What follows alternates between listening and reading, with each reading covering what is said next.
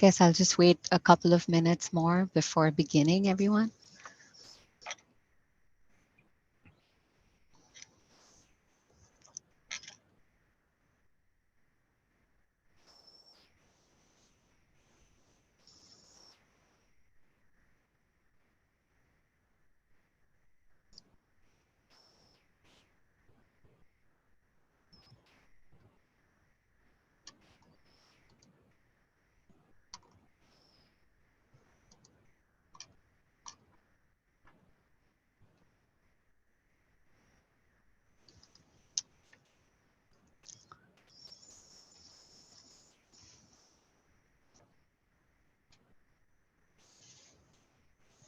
Okay, I'll begin. Good afternoon, everyone. I'm Mansi Shah from the Bureau of Research here at NJDOT. Thank you for joining us today for this Lunchtime Tech Talk webinar. Today's Tech Talk is one of a series sponsored by the NJDOT Bureau of Research that include webinars, lunchtime talks, and other events. The purpose of our Tech Talks is to share and promote the implementation of research and innovative practices and the transfer of knowledge among NJDOT staff and others within the New Jersey's transportation industry. Today's Tech Talk features 3 research studies that we were not able to include at the NJDOT Research Showcase last October. Like the Research Showcase, today's webinar provides an opportunity for NJDOT employees and others in the transportation community to learn more about the broad scope of academic research initiatives underway in our state. Our first presentation will be given by Dr. Wang, who will speak on new design and performance evaluation of energy harvesting from bridge vibration. Dr. Wang is with the Rutgers Center for Advanced Infrastructure and Transportation, or CATE.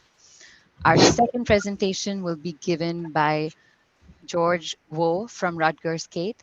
He will speak on the impacts of vegetation, porous hot mix asphalt, gravel, and bare soil treatments on stormwater runoff from roadway projects. We'll hear from 2 presenters as part of our third presentation today, Luis Rivera from NJDOT and Branislav Dimitrijevic from New Jersey Institute of Technology. This joint presentation will describe practical considerations of geospatial interpolation of road surface temperature for winter weather road management. Now I'd like to introduce our moderator today, Omid Sarmad. Omid is a member of the technology transfer team and the local technical assistance program. Omid will further introduce today's speakers and moderate the Q&A. I'm looking forward to today's presentations and I hope you enjoy them too. Thank you. Thank you very much, Mansi. Hello, everybody. Before we get started today, let's just have a couple of housekeeping items on our list that we want to get over. Each of our speakers will present today for approximately 25 minutes, and there will be 5 minutes of Q&A afterwards. If you'd like to submit a question, please use the chat box marked Q&A, and we will direct questions to each presenter following their presentation. So you can ask questions throughout the presentation, and we're going to hold them till the end of each individual presentation. Professional development credits are available if you stay for the full session, and your name must be included among those who register today if you'd like to receive credit. Please also complete a feedback form that should pop up after the event closes, and we should try to close out around 1:30 today. Now let's introduce our first speaker. It's going to be Dr. Wang. He's currently an associate professor and graduate program director at the Department of Civil and Environmental Engineering at Rutgers University of New Jersey. His research areas focus on developing sustainable, resilient, and smart transportation infrastructure, especially highway, airport, and pipeline.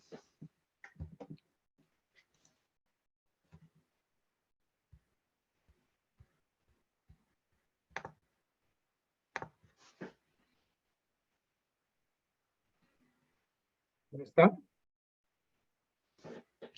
Yeah, we see your slide. Okay, great. Thank you.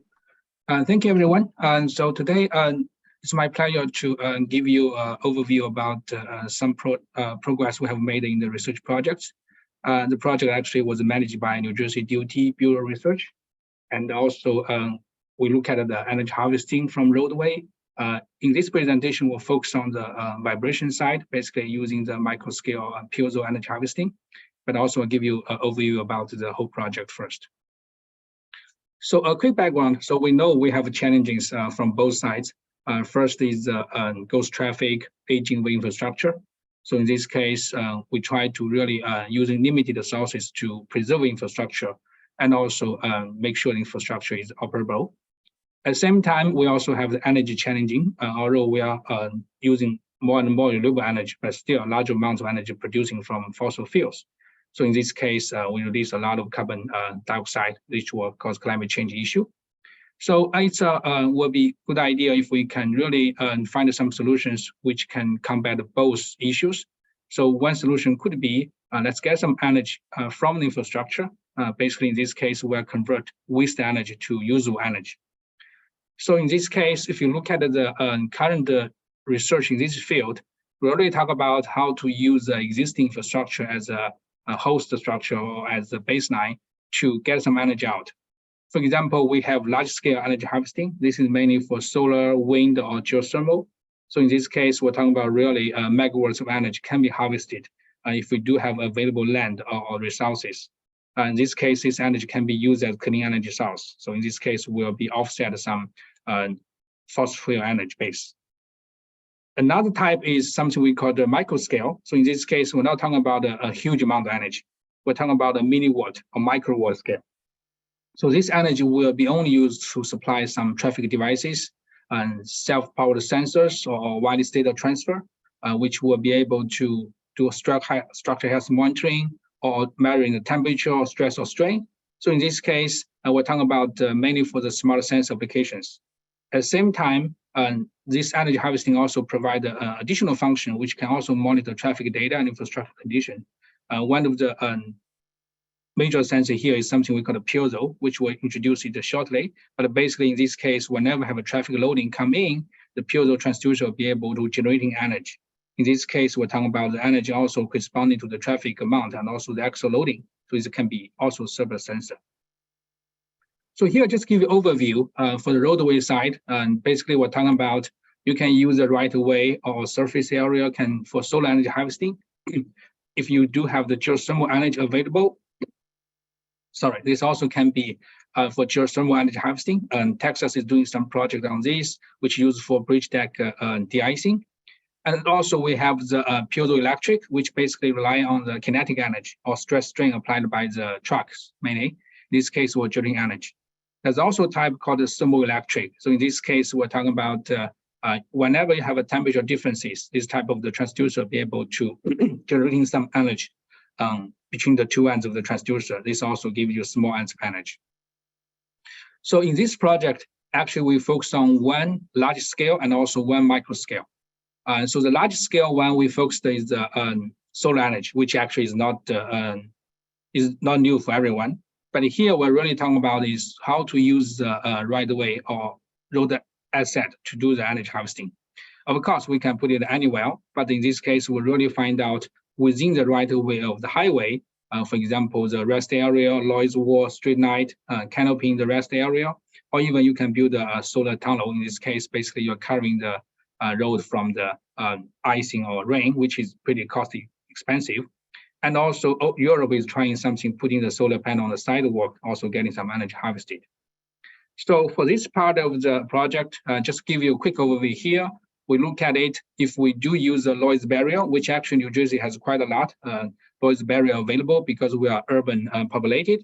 So in this case, we're looking at different ways to putting these solar panels on the noise wall, such as putting on the top of the noise wall. This can be traditional one or something we call the bifacial. Bifacial means you can get energy from both sides of the solar panel, or you can just hang on the noise wall, which we call a shingle design. And then we focus more like a retrofitting design because we don't want to build a brand new noise wall for energy harvesting, which is too much costly. So really we're looking at for these retrofitting designs, what are the best design depending on the orientation of the noise wall and also depending on the height of the noise wall. So we conduct some site-specific designs for a few selected sites in New Jersey. We also develop some simplified models so we can estimate what's the total energy output for the whole state. In this case, we will be able to know what's the maximum potential it will be. And also we look at some business models, which can be net metering. So in this case, really the DOT is getting like free energy based on the production of the energy, or the power purchase agreement. In this case, the DOT were getting a lower rates for the electricity. But the nature of these two models depending on how much investment will be put in by the third party and also DOT. So more details about this part, you can see our final report, which was just published this month. So we will shift back to the piezo electric energy harvesting, which basically is the focus of this presentation, which we tried it on the bridge vibration, which is actually is quite the first of kind. So give you background on the piezo side. So basically the piezoelectric material is something, whenever this material have stress or strain or basically or dimension changing, and then if you do have electric field connected with this piezo element or piezo material, it will generate electric charges.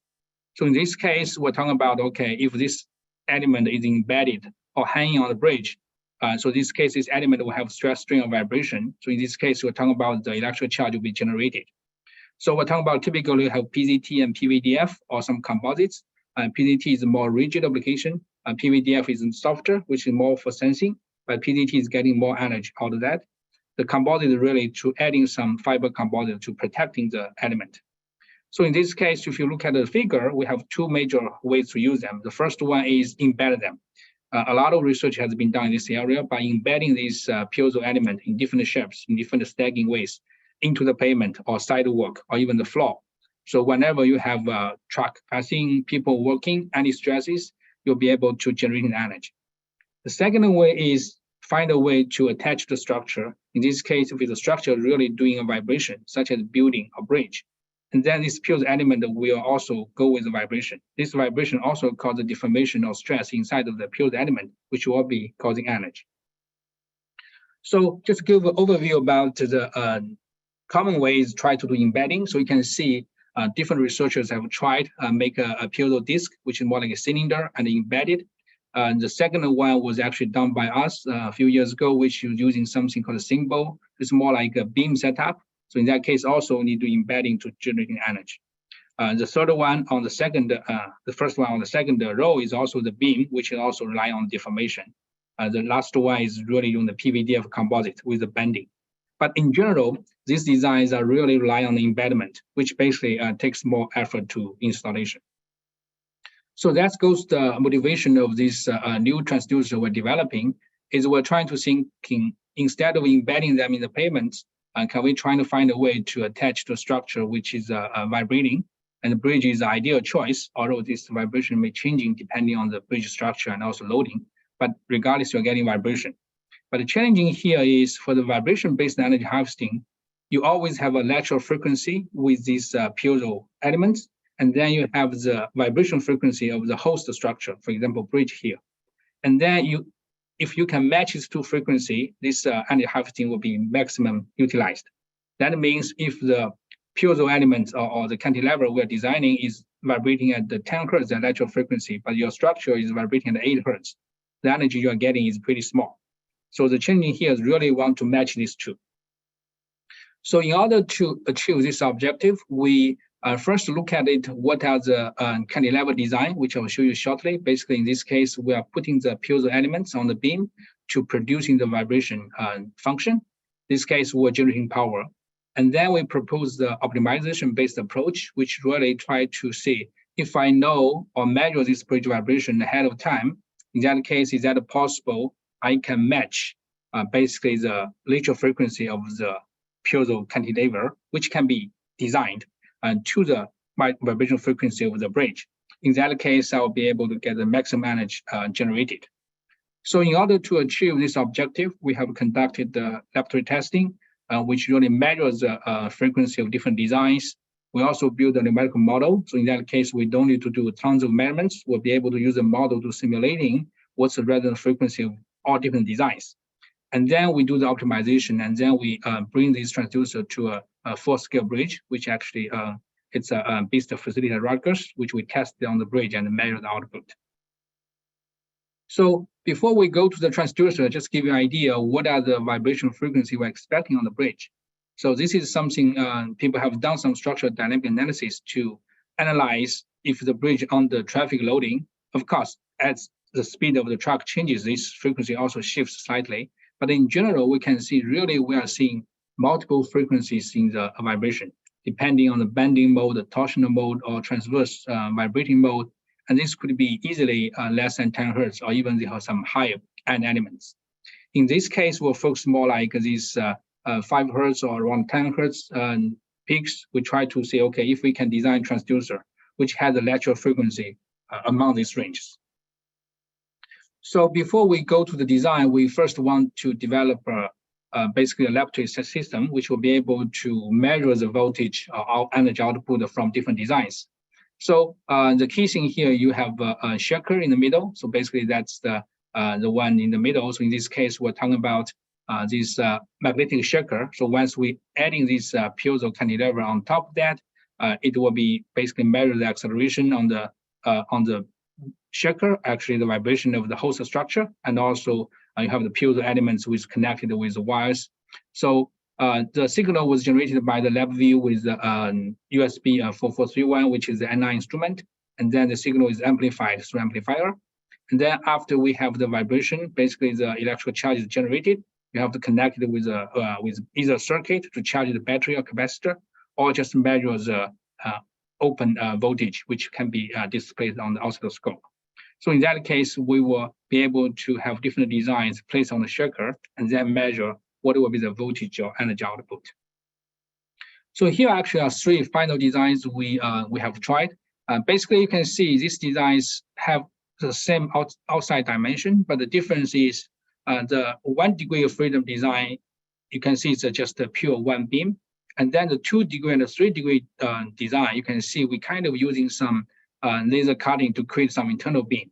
So basically in this case, the whole beam will not be vibrating the same way. It will vibrate in different ways because the outside beam will vibrating or inside beam also vibrating. And the interesting thing is because of the different beams outside and inside have different dimensions, and also the mass on the tip also different.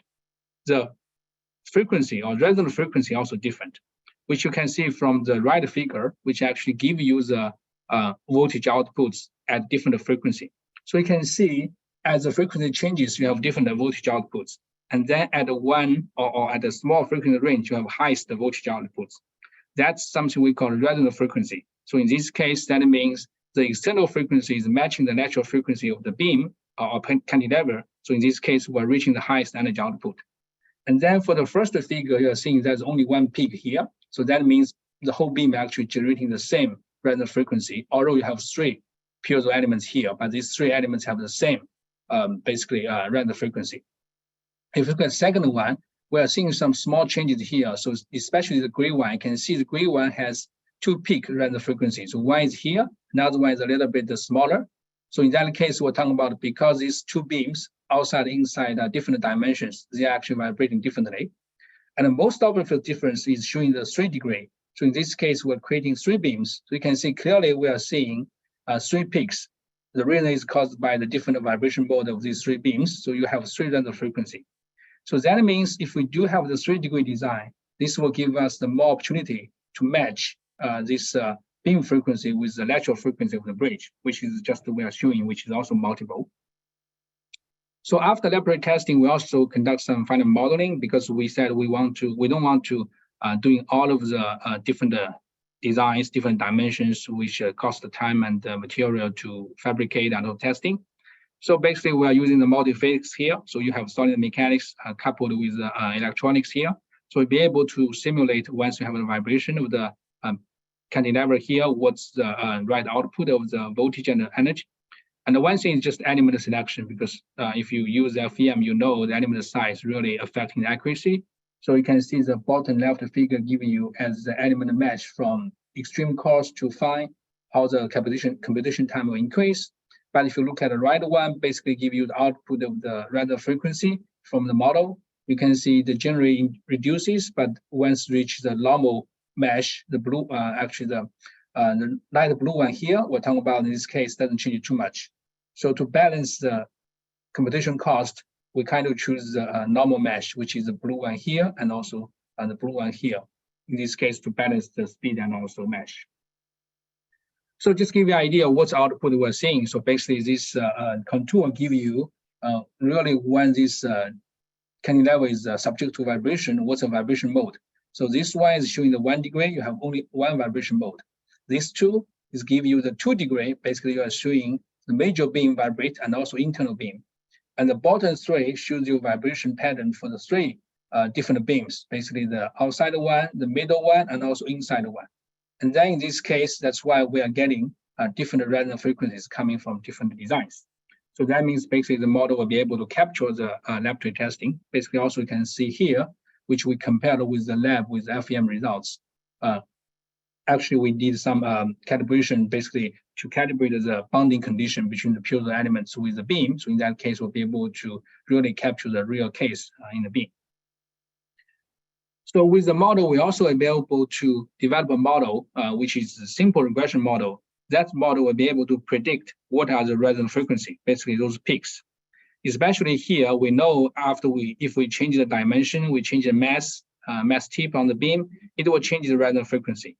So because the purpose is to matching the frequency of the bridge, so we're trying to say, okay, how can we change the dimension, change the mass to really match that? And changing dimension is a little bit actually cumbersome because you need to reproduce the beam. So we focus on the mass side because these mass tips basically go back here. These mass tips are the mass is putting actually on the top of the on the beam. So in that case, you'll be able to adjust this mass, which will change this vibration frequency and resonant frequency. So these are the models based on simulation results, which also you can see, depending your mass combination. So X here is a mass. So X21 is for 2 degree freedom, first mass. X22 is 2 degree freedom, second degree mass. So you can see, depending on how the mass will be, your resonant frequency will be changing, the two peaks. Similarly, for 3 degree, also depending the X31, X32, X33, which is 3 masses, you also can control the vibration frequency of the this different resonant frequency range. So with that, we'll say, okay, if we have these equations available, so if we can measure the bridge vibration frequency first, and then we try to adjust the mass based on this frequency, eventually we want to match, maybe not exactly match, but as close as possible of this lateral frequency of the cantilevers to the bridge frequency, we'll be able to achieve the highest energy. So last step is we really want to try it. So we bring it to the BISTA facility, which is mainly used for Federal Highways project for testing the bridge durability, but which is borrowed for our testing for a short period. So in this case, it's a full actually deck. So in this case, we're talking about the 50 feet long, 28 wide. There are 4 girders underneath.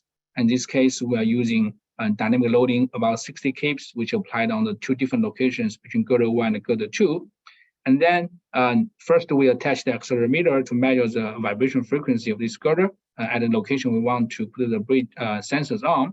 So in this case, you can see we do have this frequency actually domain of acceleration. So you can see we have multiple frequency peaks depending on location.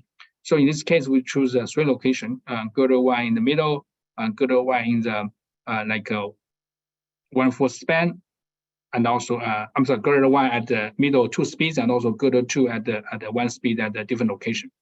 So you can see depending on location and speed, these acceleration peaks are also different. So that means if we want to put it at a specific location, which also means we need to change the matching frequency. So in this case, we're talking about we're having something like 7.8 hertz or like 13 hertz. So based on this frequency, we are adjusting the mass design to match it. Just give you an idea what will be the rough signal we're looking at. So this is basically we're attaching one design to the girder, and then once the loading is moving on the top, you are seeing the output of the signal. So this is the voltage output, and then basically you can calculate energy from this, or you can connect this to a battery which can be charging the battery. Actually, we did both here, but voltage is easy to measure, so we use this data mainly for the analysis. So based on the testing results, here is a basically comparison for the baseline design. Basically, that's basically the initial design we have as compared to the final design.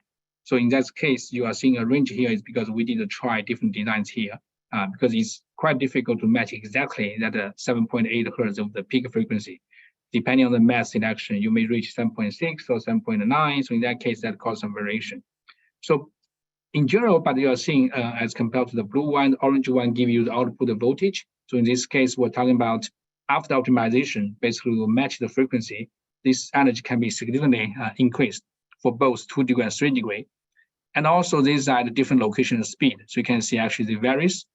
They can as high as, for example, 20 microjoule, and also as small as just the 2 microjoule. So in general, we're talking about this energies at the microwatt level. So it can be power some temperature sensors or accelerometer or used for wireless data transfer, but it's not really big enough to really for other like significant use of the energy. So it's mainly really for sensor application or just for monitoring the bridge infrastructure itself. One last thing we want to really looking at is the speed effect, because we know the real traffic will have different speeds. The limitation of this study is we did on the BEAST, which is control speed. But in the real case, you do have variable speeds on the bridge, which will cause more complicated vibration pattern. So in that case, we have not get a chance to test them. Hopefully we can do it in future projects. But at least at the 2 speeds we're seeing, the high speed actually getting high energy. So that's also give us a potential. In the real case, actually the speed is much higher, because in the BEAST, the speed is limited due to the equipment limitation. 12 miles per hour is the highest one we can go.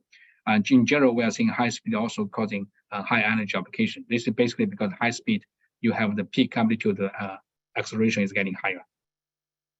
So in summary, we look at the multi-degree freedom cantilever design, which actually has not been studied by other researchers before.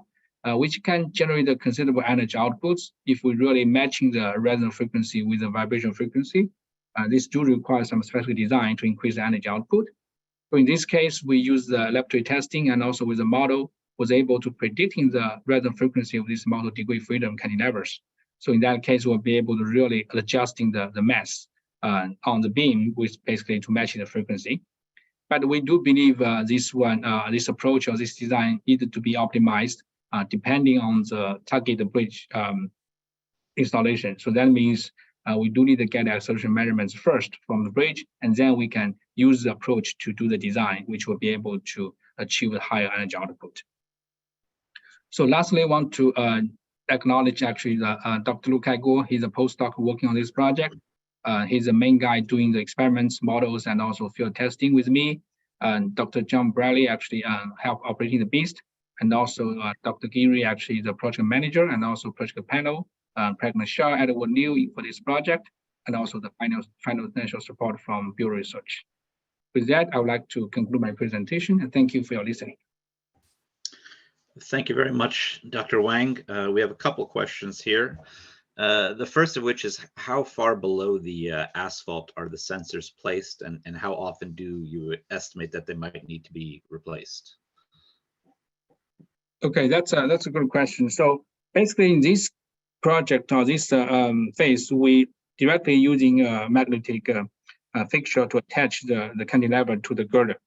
So from installation procedure, it's easy, but we have to think about if in the field we have to consider the long-term durability. In that case, maybe we need to do more work on that. But we didn't reach that far for the long-term durability, so we don't have the real data now. Although I have some ideas really we can do to basically improve it, but we have not tested. Sorry about that. Yeah. Sure. Also, would the vibrations be amplified with the cables? They may be able to be collected after the amplification. This is from a few slides ago. I'm assuming these cables, you're talking about the cables on the rail bridge? I believe so, yes. Okay, so in that case, we attach this one to the girder, but if really we attach this to the cable, which also definitely is possible, but I think the installation of stability may be less, and that's why we choose a girder as the kind of the first choice to test them.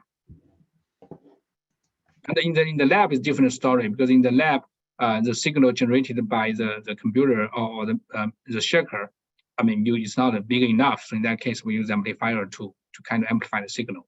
But in the field condition or in the bridge we tested, there's no amplifier. Basically, it's purely the energy coming from the cantilever by itself. Okay, thank you very much. I believe that's all the questions we had in the chat pod right now. Thank you. Thank you again for your presentation. And with that, we're going to head to our second speaker. Dr. George Guo is a professor of civil and environmental engineering at the School of Engineering, Rutgers University. His specialty and research areas are hydraulics and hydrology, urban stormwater and flood management, inland coastal water environment protection and restoration, and green and sustainable water infrastructure. Dr. Guo? Hi, how you doing? Okay, let me share my screen, right? Okay.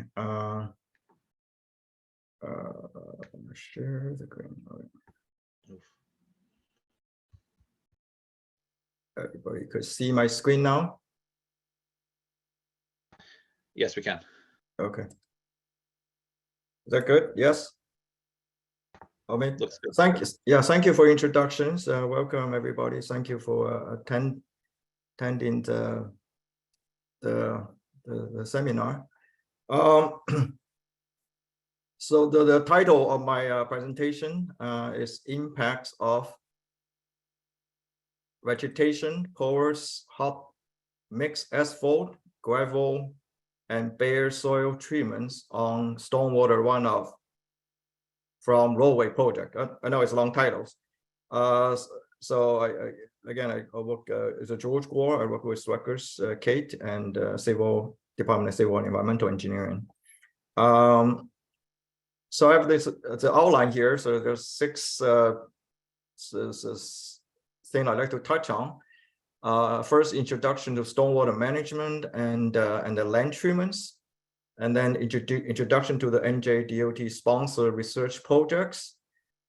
Then under that project, so I'm going to talk about this laboratory testing methods and laboratory testing results and analysis, and then how we can translate the laboratory result to for the field applications. And then lastly, I'd like to touch on how the future implementation of research results. So let me I'm not sure all your background, but I thought it would probably be good to I'm not sure. Hope there's something on my screen here. I don't know. You see some of the things are blocked here. So, but anyway, so I thought it would be good to introduce a little bit about stormwater management. A lot of you probably are very familiar with it, but I thought probably a good thing to do. So to introduce, why DOT even wanted to do the project, right? So, so effects of urbanization on natural hydrology. So you probably know that typically when you urbanize an area, you will increase impervious area. So by increasing the impervious area, that will lead to increase in runoff for given rainfall. So this is a graph showing kind of, this graph is very typical, one on the left, the natural environment, which a lot of vegetation and trees. For example, for given a rainfall event, you will only produce only 10% of the rainfall will become runoff. Now, if you go to urbanizations, building, pavements, so that the increase in impervious area, then they would have 55% of the rainfall become runoff. So it's not a universal number, essentially showing a dramatic increase in runoff for given rainfall. So so that's the and then of course that with the increased runoff, and then you have limited channel capacity, those storm sewer capacity, drainage, or whatever, then is a lot of water go in there, and water rise up, just simply cannot pass through, and then come back to flood everybody, right? So that's really so it's a nice graph. It's not mine, so it come from the website. So now one of the things we try to do. So this red one is urbanization. The blue one is natural pre-urbanization. So what we have been doing, a lot of things doing is trying to bring back, the post-development hydrograph, the runoff, and back to the pre-development, pre-urbanization runoff, or hydrograph in this case.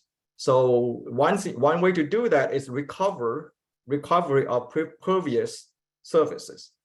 So also, you probably have heard some of the other, term like green stormwater infrastructures, stormwater best management practices. Try to again goal is try to go back to natural hydrology as much as possible. So that's what behind it. So now this project is about recovery of pervious surfaces. So I could show you one of the things DOT have done already. So before I say that, so transportation agency is required, right, to assess and mitigate the stormwater runoff impact of certain roadway project. Obviously, build a roadway will increase impervious area typically. An agency may need to reconstruct unpaved area under right-of-way, mediums, and or under guide rails in roadway project by applying land treatments and surface material that have recently been utilized by NJDOT under and adjacent to guide rails, including gravel, vegetations, porous hot mix asphalt, and bare soil with polyester matting. So one of the pictures showing below is actually, some of you may know this is a Route 27 near 6 Mile 1. So actually at the shoulder, these are the guide rails. So this one is a porous asphalt. So I just took out one picture from the website. You can see you put a bucket of water, pour into the porous asphalt. Actually, you will not see a runoff. So that's this idea that, rainfall directly hit on it, or runoff coming from the drive lane, the traffic lane. This is typically impervious. And coming over here, and water will go to underground rather than just go down, go to the stream, brook, obviously 6 Mile 1 in this case, not only increase the runoff, but also going to bring some contaminants, pollutants to the stream. So DOT have already done some of their, done some site like this. So this happened to be the one very close to Rutgers. So I took a picture of it several years ago. So that's one example. So now that kind of lead to the research projects. So kind of DOT want to know how this working, particularly, kind of degree, to what degree this, the impervious area could be recovered to the pervious, and then of course, how much runoff will be reduced by doing that. So, or how much quick credit DOT could get from regulatory agencies such as New Jersey DEP, for example. Okay, kind of like that's so now with that, this is projects. So actually project title is evaluation of coefficient related to runoff from roadway project. I know my title, my presentation is longer because I put the full length treatment in the titles. And then project manager is Ms. Priscilla Yukapar. And I serve as the principal investigator for this project. We also have co-PI Dr. Robert Miskowitz and John Hankin, and was assisted by graduate student and undergraduate student, including Mr. Linja and Diego Meneses and others. Of course, throughout the project, so this is what under guidance of New Jersey DOT technical advisory panels. Report was submitted, well, not publicly released yet, but final report were submitted to DOT March, just last month, with this report title, FHWA-NJ-2023-004. I know will be in the database soon.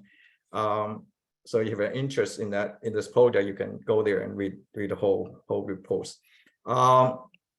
So as any other project, move on to we have done some literature review when we prepare the proposal, and then of course after that we also have done much more extensive literature review. Literature did not review any data which could be directly used or adopted due to discrepancy in field condition between existing study and NJDOT specification, because the land treatment have a specification like certain thickness, for example, certain material to use. So it doesn't really, whatever people have done, it doesn't really match what the typical land treatments here. So we cannot, they could do it for other purposes, so we could not use it. So as expected, we have to do laboratory studies. So this is what we did.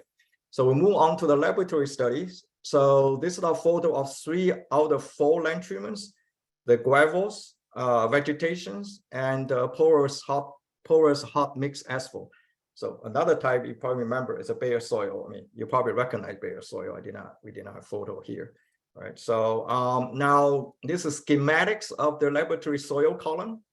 So on top is a 4-inch thick of land treatments, so vegetation layer, bare soil, gravel, and porous asphalt. Now below that, we have 8 inches tall subsoil. Like, you know, you go to any construction site and then, you know, this is just what we're already there, originally there. So, and so we have this, you know, the column. So soil column, we made it in a laboratory. And then we place that, this is a laboratory setup. So we place that soil column. By the way, this 1, 2, 3 are triplicates. All this, you know, we do experiment. 3 is same combination of land treatments and subsoil. So, and you can see in terms of laboratory setup, so this is hydrology apparatus, which is located in Richard Weeks Hall of Engineering on Bush campus at Rutgers. You're welcome to visit us some of the days. And so this is a nozzle generating a rainfall coming down. So rainfall will be hit on top of the land treatments, and then as you could expect it, water would go through it, and rainwater would go through it and come off on the bottom. So we record that. So how much water coming out from the bottom of the soil column. After a while or shortly, depends. So runoff could be generated. So we also connect the runoff here. So we record rainfall, infiltration or actual filtration from the bottom, and the runoff, three data set continuously. So and then this is so then what condition we test? I'm going to show you data, some of the typical data later. So so laboratory test matrix. We already said we test the 4 land covers, land treatments. We tested subsoil of 10 different hydraulic conductivity or permeability, all the way from 0.1 inch per hour, like very impermeable, you know, very little permeability, all the way go up to 10 inch per hour. Like this would be like clay sealed, and this would be like sand, right? So all the way up. So and then we also tested 4 different rainfall intensity, from a small intensity 0.3 inch per hour all the way to 9 inch per hour. So this could be 100-year storm. This could be like some of the less than 1-year storm. And then we also tested from different durations, from 2 to 4 hours, combination of rainfall intensity and duration. Then you get depths, right? So rainfall intensity is some duration. You have rainfall depths. So so this is the typical data we got from the laboratory. Again, continuously recorded infiltration or actual filtration over time. Well, first of all, rainfall intensity versus time, right? Turn on for this case, like about a little bit over 2 hours, and turn it off. And then infiltration will start up needle after while, right? Water have to fill in the soil column and then come off on the bottom. And after we shut the rainfall off, the water will drain out from the soil column. And then runoff again with little delay after infiltration or exfiltration, and then reach a steady state, because we have relatively steady state rainfall. And also once the rainfall stop, and then runoff kind of stop immediately. So that's a typical data. So we use this data we process the data. So this is a typical one of the formula very commonly used in practice. So this is developed by Natural Resources Conservation Service. This is a national organization under Department of Agriculture. So they have a formula to predict. If you give it a rainfall, you can predict a runoff depth. Let's say 3 inches rainfall, what rainfall depth would be, right? 2 inches, 1 inch, but that depends on the curve number. So that's a coefficient, depends on the land cover, depend on the soil below, subsoil below. So that's what we did. So what we did was, you know, we measure the rainfall, we measure the runoff depth, we go back to fit what curve number should be for the combination of land treatment and subsoil. Okay. So this is one of the example. So we measure rainfall, runoff, and then for bare soil,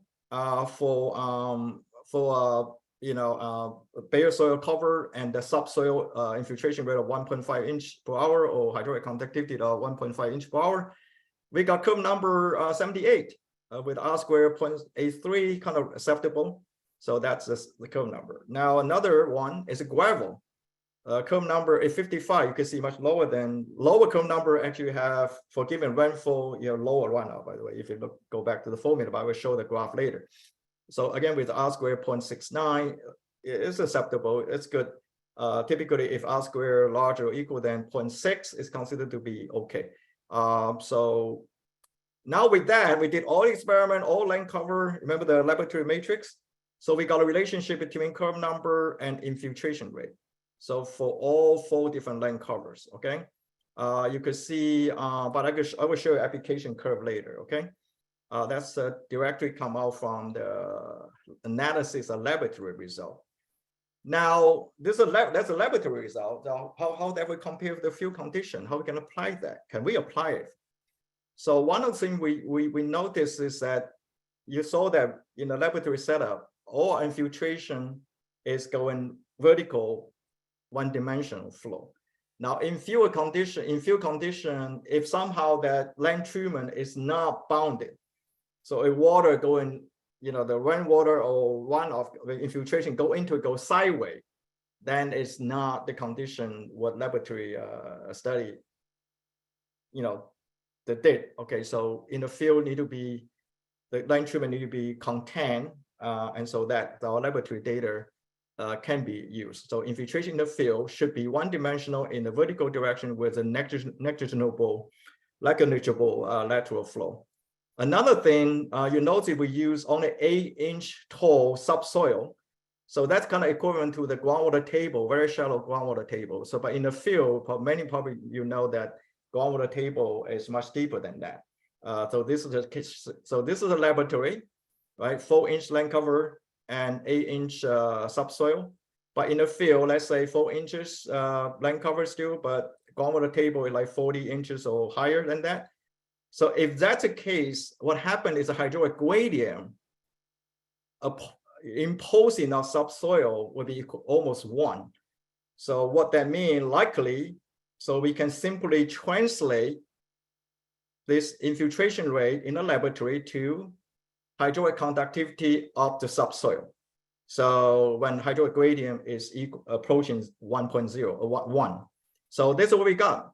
So that's a translation. So it's simply replacing the laboratory measured infiltration rate with the field subsoil hydraulic conductivity. So well, another thing people all do in application, you probably have heard, some of you probably have heard like hydrologic soil group, based on, again, this come out from NRCS. So based on the hydraulic conductivity and based on the depth to the impermeable layer, depth to the groundwater table, there was some hydrologic soil group A, B, C, D. So we put all this together. This is the application curve we recommended. So remember, we need a curve number, right? We already have NRCS already have a function. Given the rainfall, you can predict the runoff depths. Given the rainfall depth, you can predict the runoff depths. But what we need is a curve number. Everybody needs it, not just me, right? So designer, and based on the land cover, based on subsoil hydraulic conductivity, pick a curve number, and then, but here, this is a new curve number. This is a new set of curve number we have produced on this research result. So based on the subsoil hydraulic conductivity, let's say 0.1 inch, this is a log scale, by the way, 0.1 inch, 1 inch per hour, 10 inch per hour, all hydraulic soil group D, C, B, A, and you go up, and depending on the land treatments, again, bare soil, porous asphalt, vegetation cover, and gravel, and you go up, go horizontal, you get a curve number. So that's our recommended application curve for curve number based on the measure subsoil hydraulic conductivity. That means you have to go out to the field to measure hydraulic conductivity, which is a common practice now. And somehow you have already have assigned, or you're going to assign hydraulic soil group, and you're going to go vertical, find the land treatments, type of land treatment, and get a curve number. So once you got it, so this is the equation, going back to the equation. Given the rainfall, you can predict runoff, and then curve number is buried here. But they have also presented in graphical way. So for example, in New Jersey, right, 1 year storm over 24 hours, about 2.8 inches of rainfall. Let's say just pick 3 inches, okay? So if curve number is 80, right? Sand, just this formula calculated and replotted, you get about 1.2 inch runoff. Okay, so remember the 80s, right? So look at it, go back to application curve. Our gravel could go down all the way down if you have a very permeable soil. Could be all the way down 40 or even less. You could go here. If curve number is 40, even if you have 3 inches of rainfall, you don't have any runoff. So important thing again, doing land treatment is decreasing. See our bare soil, gravel is lowest, so you have a lower and lower curve number, and then lower curve number for giving rainfall, lower curve number get less runoff depth. So that's how people could use the curve number what will attend the laboratory and apply to the field condition. So, and then of course we compare what are they out there already. Curve number for the bare soil or vegetation are similar to what established curve number by NRCS. But for the gravel, we got some much smaller number. So, but for the porous asphalt, it's not there yet. So NRCS, Natural Resources Conservation Service, have not established curve number for porous asphalt. That's a new curve number we got, okay? So finally, how this could be implemented in the future. We just finished our research project.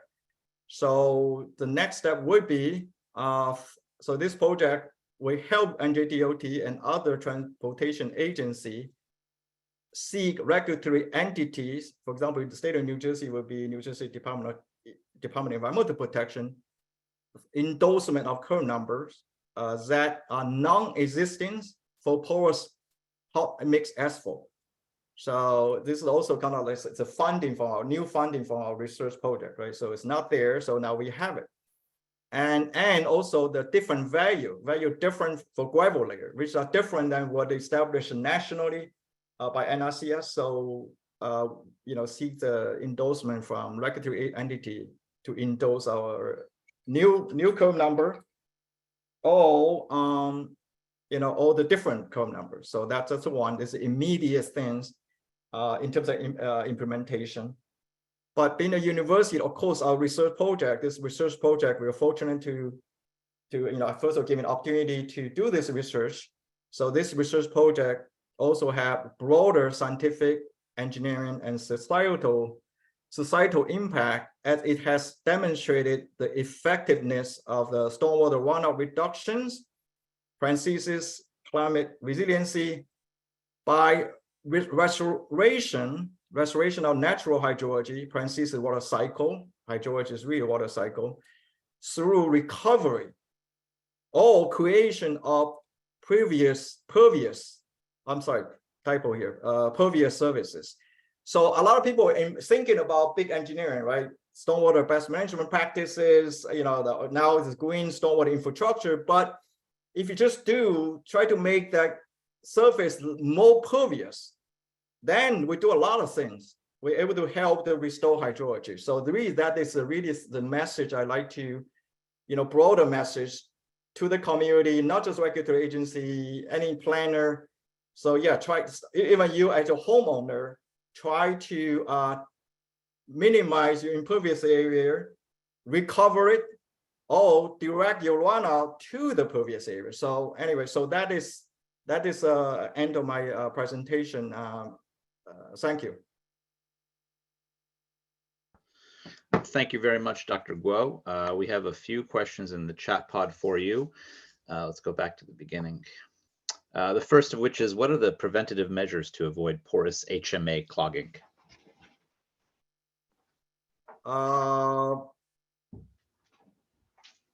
Preventive measures. So there, if I bring up the site, a good question, great question, by the way. This is a lot of question from the agency, others. So one is the prevention. You ask prevention, or maybe another one, of course, is try to clean it up. So prevention, if a roadway, I would say try to not to have a lot of dirt and dust go into it. One of the very significant things I've seen is a lot of erosion happening. So because some of the water could direct, but this is seems to be nothing here, just coming from this land, right? There's no erosion. But let's say look at upstream, downstream. If there's some area where it's heavy erosion, if runoff carries those, you know, the what with a lot of dirt, sand, whatever go into it, yes, this will be clogged.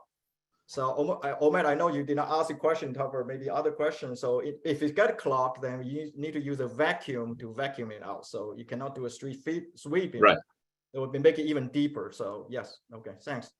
Sure. And another question is, can we divert a runoff in roadway drainage systems as opposed to collection? Is that divert? You said divert the runoff? Yes, divert. Divert to where? Can we divert it, you mean? Yes, can we divert it? Yes. I mean, this could be like just one way of diverting it, right? If a runoff coming, if it's sloping like this, right, the water running down and it's just go here. But I think very important. That's a very good question. Also, actually, I kind of touch on that when we say on that slide about future implementation. Where the runoff would go is extremely important. So you don't want to go the runoff, go to the impervious area, then continue, and go all the way down to the streams. Yeah, So Dr. you Guo, need I'm to sorry, if I direct can it to interrupt. impervious areas. Yes, they can be done. Are you asking how to do it? You mean? The person just clarified, they meant to disperse, not divert. Disperse. No, I have seen. For example, I know people do it like runoff go into rain garden, for example. You use a spreader, horizontal spreader.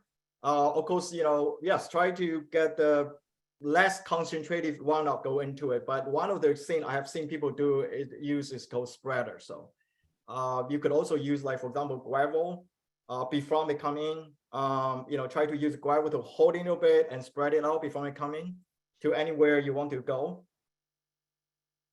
Does it make sense? Yeah, I mentioned two way of doing it. There are many other ways. Yes.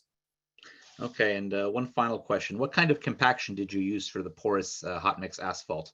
We usually use a small portable tamper machine in the field with about 2 passes. Oh, I don't know. My good friend John Hankin, which is Rutgers, this porous asphalt, hot mix asphalt was manufactured in Rutgers pavement laboratory. I am sorry, Omid. I don't know. I don't answer for that. How they made it. I hope John is here. Here could answer that question. So I mean, maybe you said how they were made, right? How they were compacted. Yes. Yeah, how it was compacted. I mean, we can follow up with the. Yeah, if you don't mind, I could follow up if anybody who sent a question to you or me. I did not pay a lot of attention. That's why we have a multidisciplinary team of people. My background is more in hydraulics, hydrology, water quality, and stormwater management. So I don't want to answer like something not accurate. Thank you. Of course. Yeah. All right, well, that's it. Thank you so much again for your presentation. And we're going to move to our third presentation, which has 2 different presenters. The first will be Branislav Dmitrovich. He's a assistant professor at the New Jersey Institute of Technology, and Dr. Dmitrovich specializes in transportation systems analysis, transportation planning, traffic management and operations, and intelligent transportation systems. His current research focuses on the use of integrated mobile observations in road weather management, impact of vehicle automation on travel demand and land use, and the use of UAS in traffic monitoring and management. And he will be joined by Luis Rivera, who works at NJDOT, and he's responsible for being one of the points of contact for the ITS Resource Center, working with planning in respect to the Complete Streets Team, MAP 21 requirements, and TSMO initiatives. He coordinates with Transcom on the information posted on 511NJ and provides support for New Jersey's connected and automated vehicle efforts. So Luis and Branislav, welcome. Thank you, Amit. Thank you for the introduction. Really appreciate it. So I wanted to, Branislav, are you fine with me introducing it, or would you like to? Absolutely. Okay, Absolutely. perfect. Go ahead, and I will kind of skip through the slides as you present. Perfect. So the topic is going to be practical considerations of geospatial interpolation of road surface temperature for winter weather road management. It's a bit of a mouthful. So what I'm going to be focusing on first is giving a background into a program we call the Weather Savvy project or effort. So I'll be speaking about that, and then later on, Bronislav is going to be touching on the details of the model itself. So I'm going to be talking about the proactive winter road maintenance, about large variance in weather conditions in our roadways, and the limited coverage of our current RWIS stations, and the integration as well of mobile RWIS with stationary RWIS to provide improved coverage, awareness, and management decision support. Now, NJDOT has road weather information system stations across the state to measure the road surface temperature at certain locations. They're placed in locations that are deemed essential. So on the left here, you'll see a map that displays the location of these RWIS stations across New Jersey.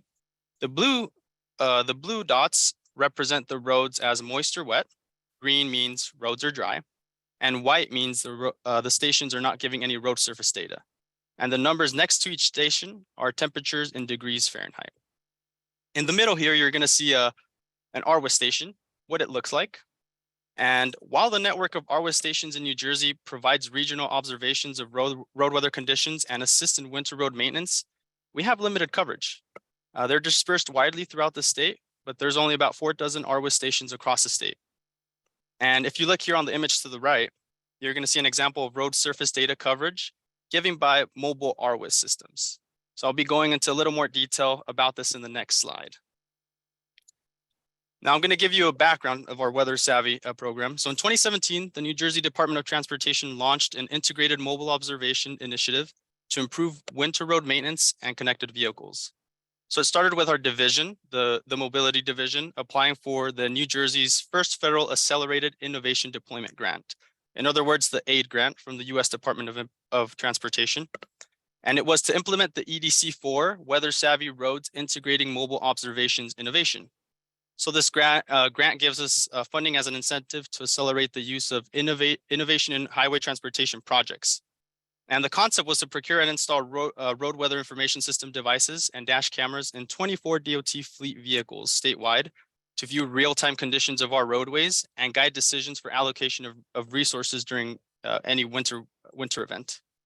Next slide, please. Thank you. So here is an illustration of what we've instrumented each of our vehicles with. One, we have a mobile road weather sensor. It's known as the Vaisala MD30. A camera, either the Axis F series camera or the Axis P series dome camera. A tablet computer, Panasonic ToughPad FZ G1 series, which also serves as the main data processing unit and the local system console. As well as you're going to see a vehicle router, an LTE advanced vehicle router, known as the Sierra Wireless MP70 with an antenna, a power distribution including the fuse box with ground side, the manual circuit breaker, and a programmable auto shutoff timer, and all of the cabling required for that. So each of our vehicles was also equipped with auxiliary devices, including mounting brackets, laptop mounts, docking station, and the keyboard for the tablet PC. And here you can see our mobile RWIS sensor, a close-up of it. And the big sensor that's outlined in blue is the road surface state sensor, and red is our air temperature and humidity sensor. And in green, you're going to see our road surface temperature sensor. Now, here's another image of where you can see the installation of the Vaisala MD30. And this is in one of our vehicles, our SSP IMERT vehicles.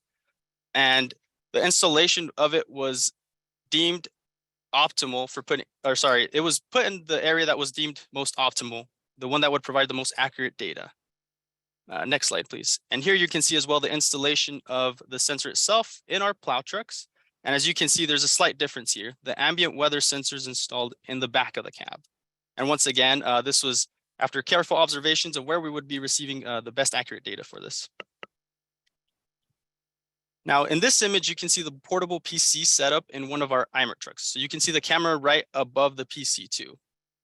We wanted to make sure that the installation of our mount, our PC, our keyboard, and camera were not imposing on the drivers. A laptop too close to the windshield will get hot in the summer, and you don't want to cook the equipment. So we had a couple of readjustments as the installations were happening. And on the right, you will see the things the driver of the vehicle can access from his PC.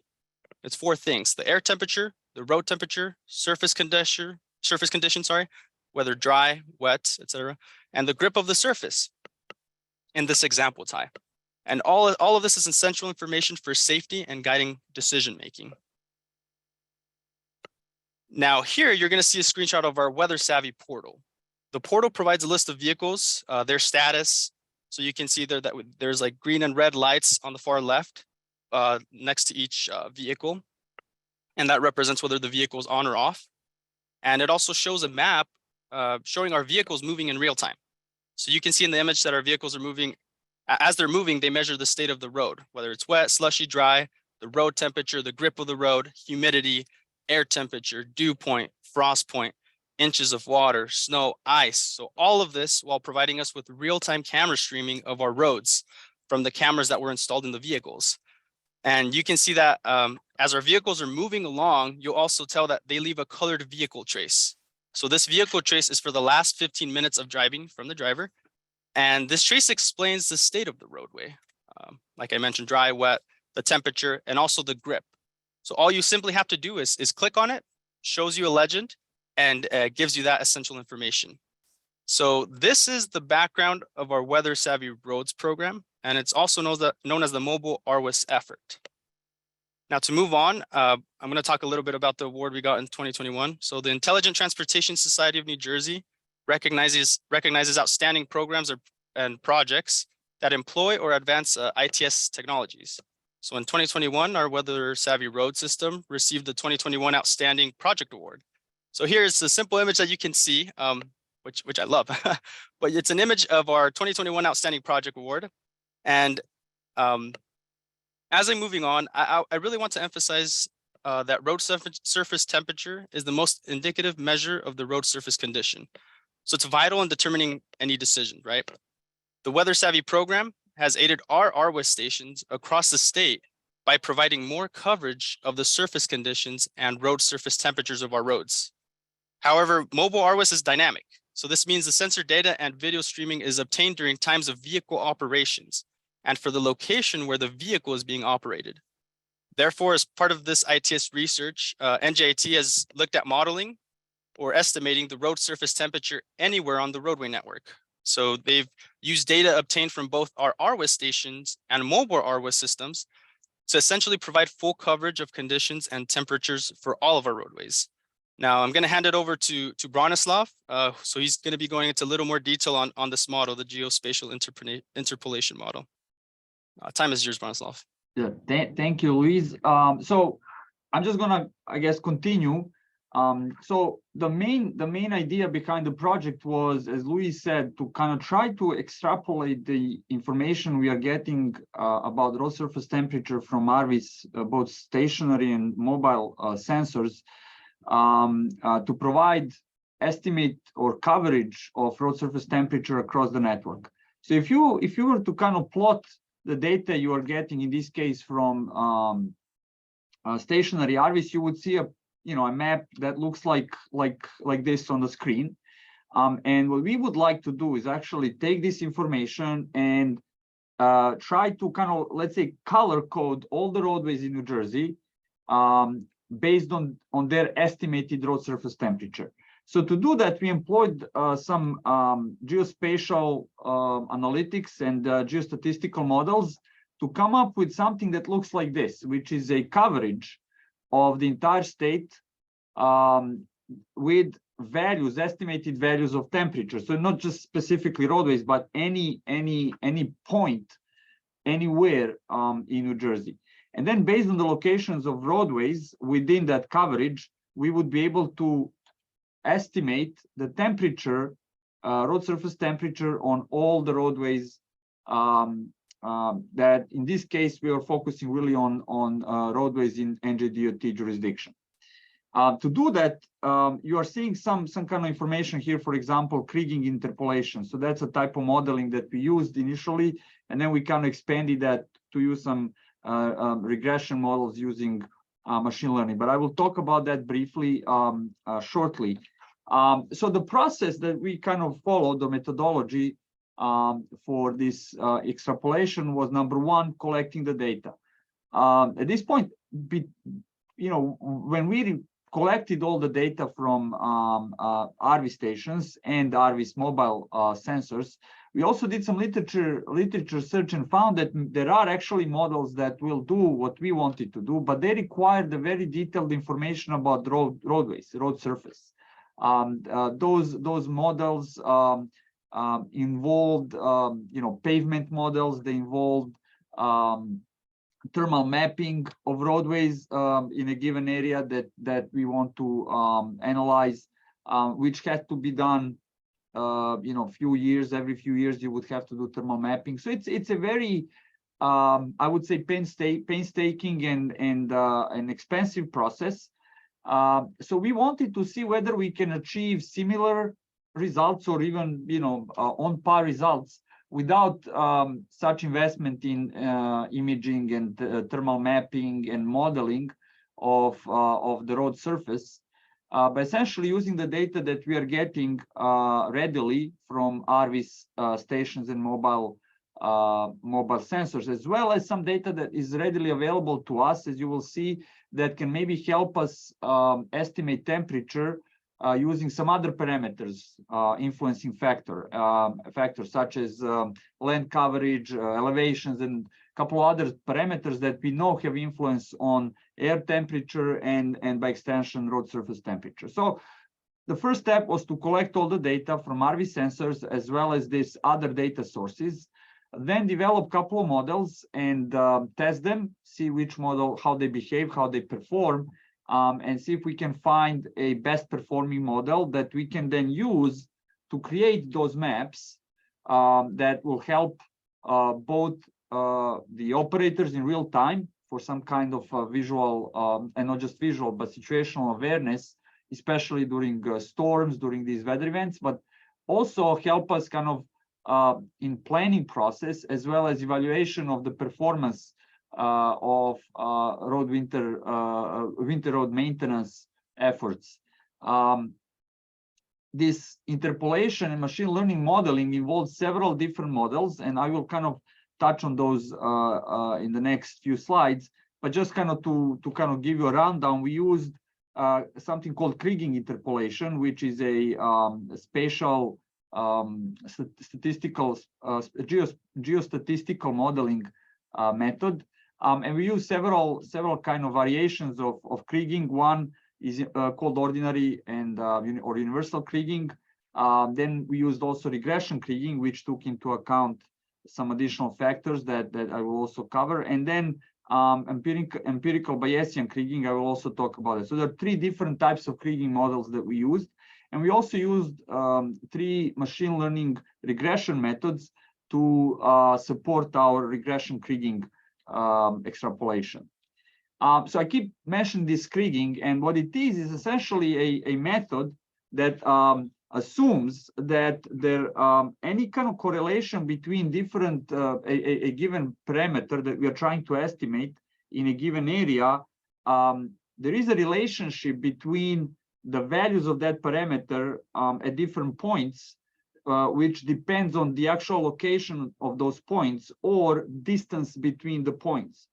So in that sense, it's similar to more, I guess, maybe widely known and easier to implement method called inverse distance weighting method, which only considers the distance between points, and it's a kind of directly proportional, or the value of the parameter that we are estimating is directly proportional to that distance. So here in this image, you see that, for example, let's say we want to estimate the elevation of this red point in the middle. We don't know the elevation of that point, but we may know elevations of different other points that surround that point of interest, right? So this could be elevation, but could also be surface temperature, right? So if we have readings at these black points, we can use the distance between those points of known parameter values to estimate the value of that parameter at this unknown point by measuring the distances and then using some kind of method to extrapolate or estimate that value of the parameter at this unknown point. So as I said, IDW method just uses some kind of weighted average, not average, but weighted values of all the known points based on their distance. And kriging is a little bit more complex because it actually assumes that there is some kind of statistical variability between the values. So so there is a statistical model that involves this distance, and we need to consider that statistical relationship when calculating the value of this unknown of the parameter at the unknown location. So for us, for example, these black points would be RV stations and our mobile RV stations, and the red point would be any point anywhere on any of the New Jersey roads. The variability obviously is a big factor here because even though you may have points that are at the same distance from a point that we are trying to estimate, the values of parameters at the same distance may actually be different. So what we need to do is we need to create some kind of graph or some kind of measure of variation, for which in kriging we are using something called semi-variance, which is kind of described in this formula. And we determine the semi-variance for all the pairs of points within our region that we are looking at, right? Our analysis region that have known values of the parameter, and then we try to see the difference between all those pairs of points depending or relative to their distance. And then essentially once we calculate these gamma values, we can plot them, and the plot looks something like this, right? And you can see that even for the same distance, there could be points that have different values of variability.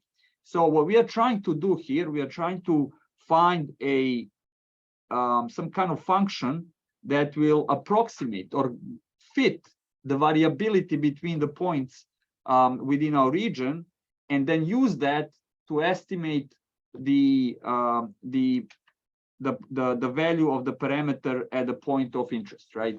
And so now we have to do this for the entire region in order to get that coverage that I showed in one of the previous slides.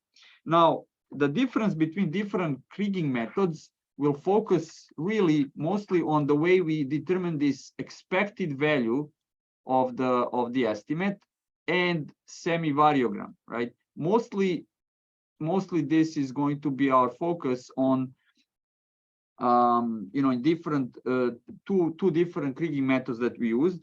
So I mentioned that we used ordinary kriging. That ordinary kriging is the simplest one, and it assumes that this estimated or expected value of our road surface temperature is an unknown constant. So we just need to estimate it, and it's going to be constant throughout our evaluation or estimation model. Universal kriging assumes that this is not constant, but some kind of deterministic function that we can estimate using some regression, right? Could be ordinary least square, something like that. And those two methods are actually the most widely used because they're the simplest and fastest to calculate. So they are readily available in many geostatistical packages that one can find and easily implement using different kind of data inputs. We also used regression kriging, which used additional factors, additional to the distance. So we are assuming that, yes, distance between points has a big impact on the value of parameter, right? But there are also other factors that will affect the value of our parameter, which in our case is road surface temperature. And so I'll show you on the next slide. We use several factors that we were able to that we are able to measure or quantify, and then create regression models that will help us determine this expected value of our road surface temperature. And the last method that we used is something called empirical Bayesian kriging, which uses Bayesian inference to calculate parameters through a process of subsetting and simulation. And also it looks at this semi-variogram by accounting for some uncertainties differently than what you can see here. So there is here we are just in ordinary kriging and universal kriging as well as regression kriging, we are assuming that this semi-variogram is representative of all the variation in our region. Bayesian kriging approach does also adds an error term to this. So it's not just semi-variogram, a function, but there is a probability of making an error. So we are estimating that error with each estimate of the temperature that we are making in the model. What are the other layers that we used in our regression method? We included several, but here are the 4 that we found had the most impact, or they were significant, statistically significant in our regression analysis. The first one is vegetation type. The second is land cover type, distance to water, and elevation. All of the data for these data layers come from USGS, different USGS databases. And so we were kind of able to compile that data set, which doesn't change. So for example, DEM, digital elevation model, doesn't change. So it's constant. Distance to water, unless there are some changes, tectonic changes, there is or flooding that is more long-term or permanent. Distance to water will also be more or less constant. Land cover and vegetation type change over time, and those, once in a while, every few months, you have to change the layer for your estimates if you wish to make the estimates in real time. And then, of course, in addition to these 4 layers, we used the temperatures, air temperature, surface condition, and road surface temperature from our road surface sensors that we had mounted both on vehicles and stationary. So the first case study we did to try and develop this model to estimate road surface temperature was very simple. Actually, we mounted one road surface sensor on our vehicle, NJT vehicle, and we kind of drove that vehicle around a route. You can see here in this map, a route here in this map. So the route was actually selected to include several RV stations along the way so that we could match the RV station readings and road surface temperature readings to the readings that we were getting from our mobile sensor mounted on our vehicle, right? We used mobile RVs as the ground truth. So that was our kind of benchmark. And we then tried to estimate the temperature along this route using just the data from stationary RVs. So this was kind of test to see whether we can use stationary RVs to precisely, accurately estimate the temperature on road surface anywhere in the region. And here are two trials that we did. You see the data plotted on 2 graphs. The first trial, actually both trials showed us that regression kriging that took into account these additional factors, additional parameters, gave us the best results. However, we were somewhat disappointed with the first trial, where the error that we were making, this mean average error, was quite high, 3.13 Fahrenheit. So that in a sense is too high if you were trying to find a time when the roadway is close to freezing, or when you need to treat the roadway. 3-degree difference is quite a bit, and then our root mean square error was even higher, almost 4 degrees Fahrenheit. However, in our second trial, which was done at earlier in the day and at lower temperatures, we actually saw that the variability is not as high between the actual road surface temperature measured by mobile RVs and the temperatures that we estimated using regression kriging based on stationary RVs. So this gave us this encouraged us. At this point, we were encouraged to further investigate this and try to actually reduce the error by using, some additional data, right? So we expanded the coverage through the project that Luis presented. We expanded the coverage of our mobile RV sensors. So we had at the point we did this second case study, we had 11 active vehicles at any given time during a winter storm, and we had 20 RV stations that were reporting. So we were able to actually now take this estimation from that one route that we did as a trial to the entire state of New Jersey. We applied ordinary and universal kriging interpolation as the modeling methodology. And we tried three different things. We tried first calibrating the kriging model using stationary RVs data, and then test the accuracy of that model using mobile RVs data. In the second trial, we kind of swapped the data sets, and we used mobile RVs to calibrate and validate the kriging interpolation model, and then tested that model with stationary RVs data.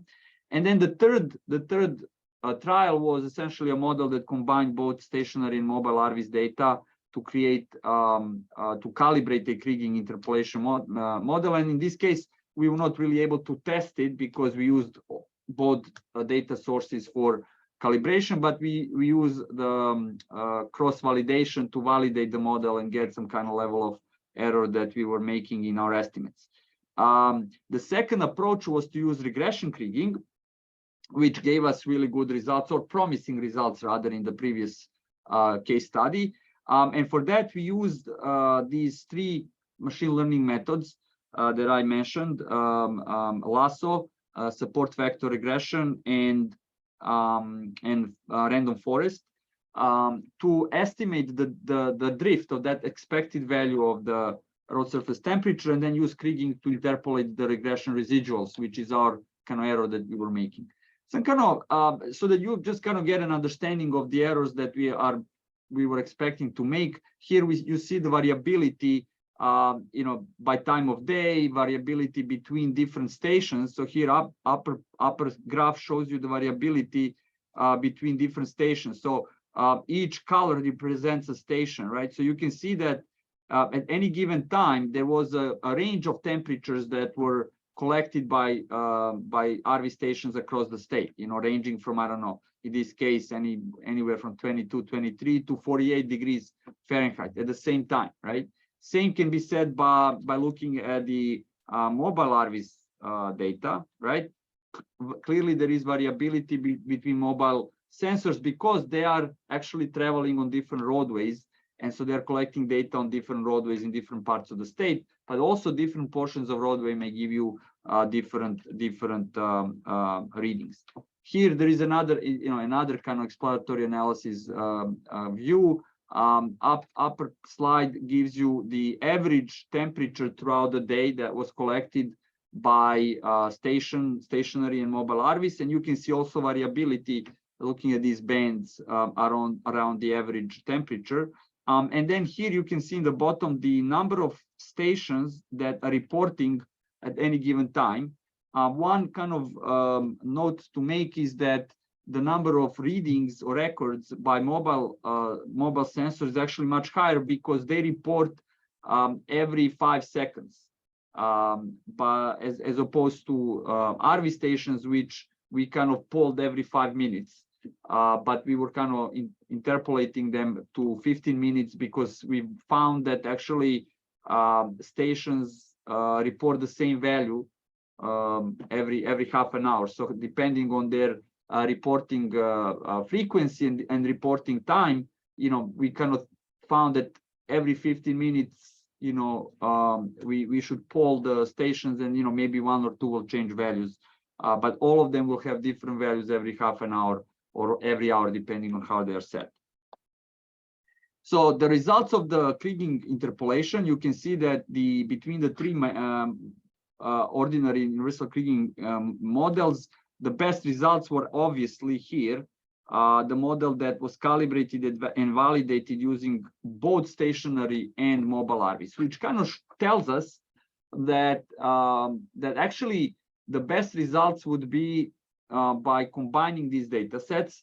And why? Because stationary RVs will give us a more reliable regional level or regional scale interpolation or estimate, while mobile RVs will account for these local variations in temperatures, local in terms of a longer roadway. So that helped us actually reduce mean average error to below 1 degree Fahrenheit, and RMSE is still a bit high, around 1.7, 1.75 degrees Fahrenheit. We thought that we could actually even do better, so we went with our regression kriging. We didn't really succeed much, but we were able to actually keep the error at the level that we achieved with ordinary kriging without any regression.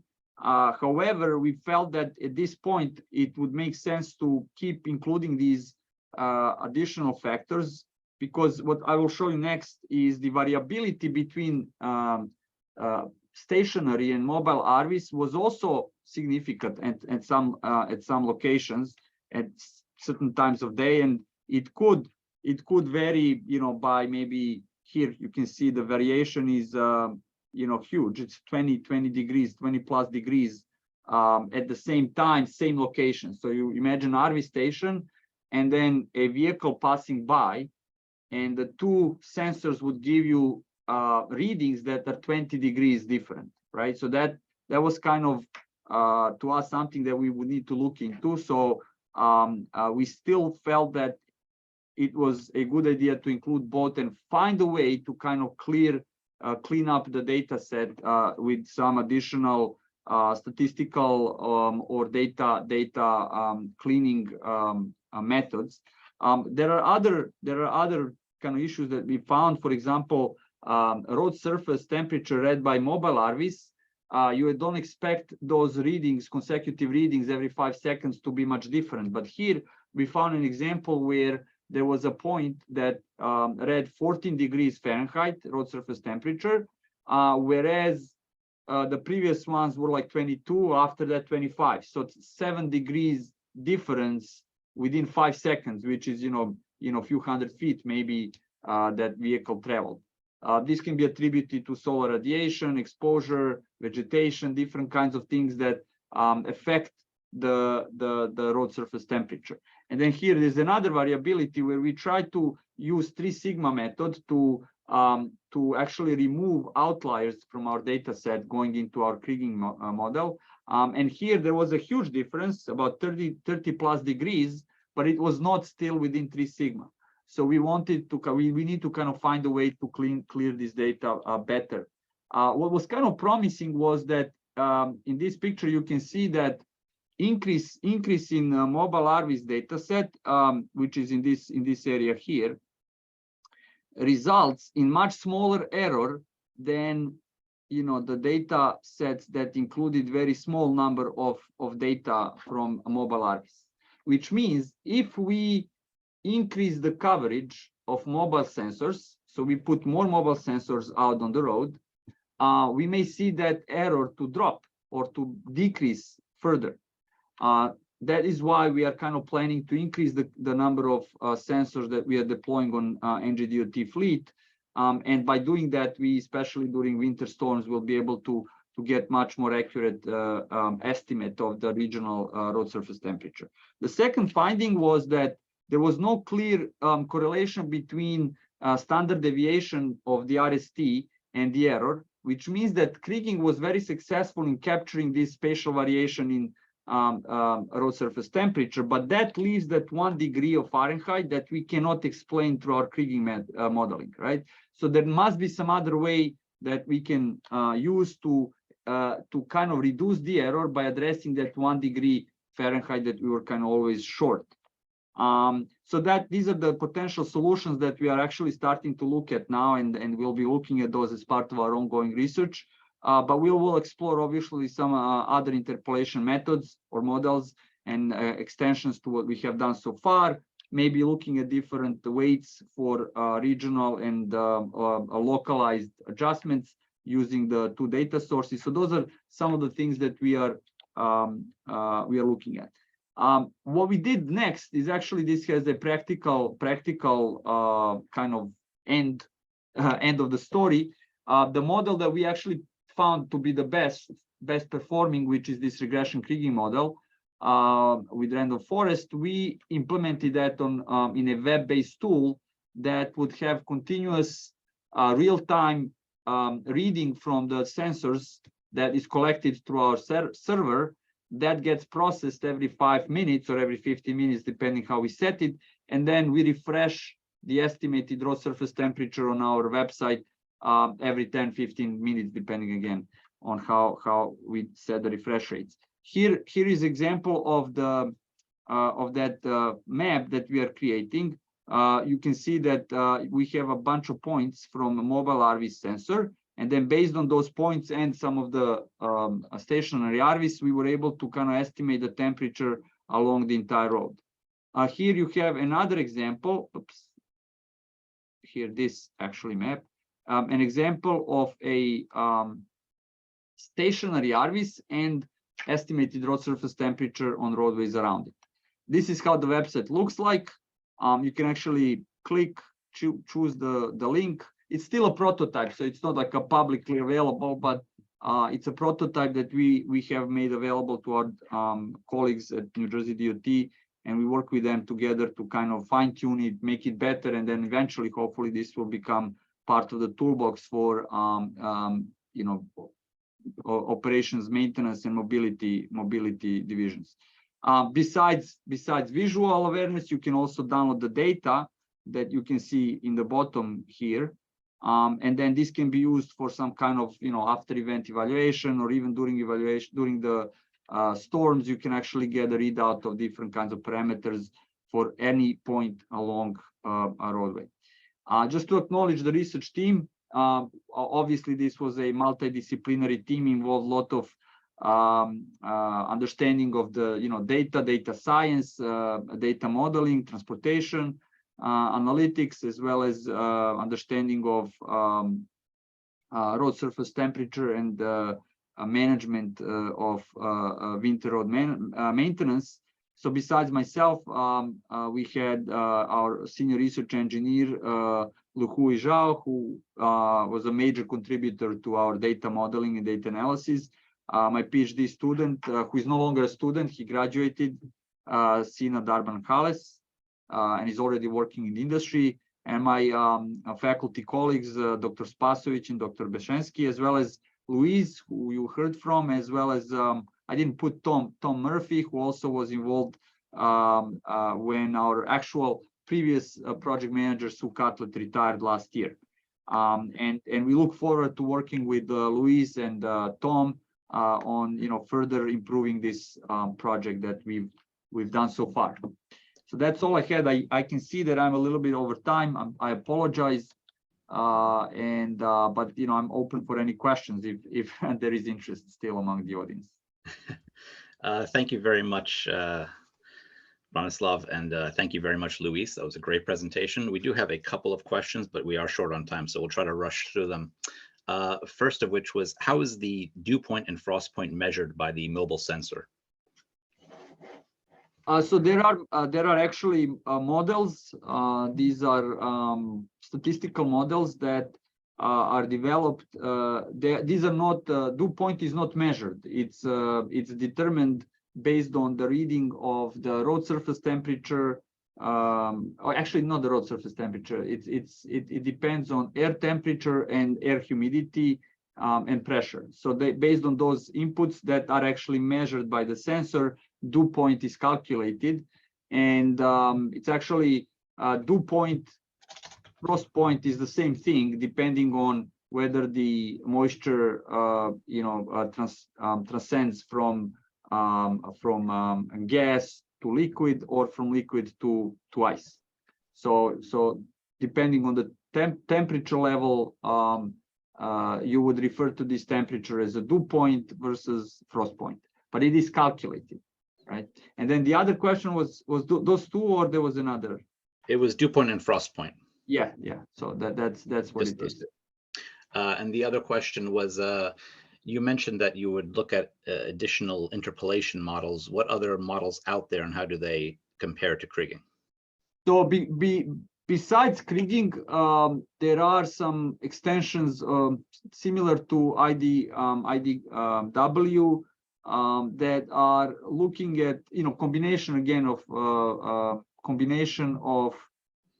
machine learning and some kind of geostatistical modeling. There are also hierarchical. I mentioned bi-level or at this point we're looking at bi-level modeling, where you would be using one model or one method to regress your regional scale estimate, and then use the localized readings to adjust the estimate for a local roadway, right?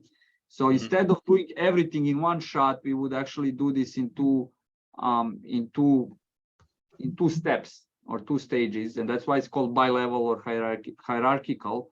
And depending on the number of data points that are available for estimate, we can actually weight each of the hierarchical levels for each of the estimate we are making. So these are a little bit more complex models, and they require a more computation time. So we are looking at models that would be applicable in real time, or let's say within 15 minutes, right? So that we can make an estimate and refresh that on, for the users in near real time for the tactical management purposes. Okay, well, that's all I see in the chat pod right now. Thank you again. Before bringing this event to a close, we want to thank all of our speakers for their presentations today, and we want to thank everyone for their interest in attending today and for your questions. Today's presentation and a recording of the event will be posted on the NJDOT Technology Transfer website. We will send out a notice to those who registered when the presentations have been posted, how to access a certificate for continuing education credits. And please be sure to fill out and submit the feedback survey for today's event. It should be available to fill out once the webinar is closed. Thanks, everyone, and stay safe.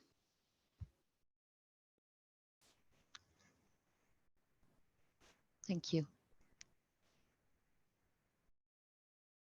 Thank you.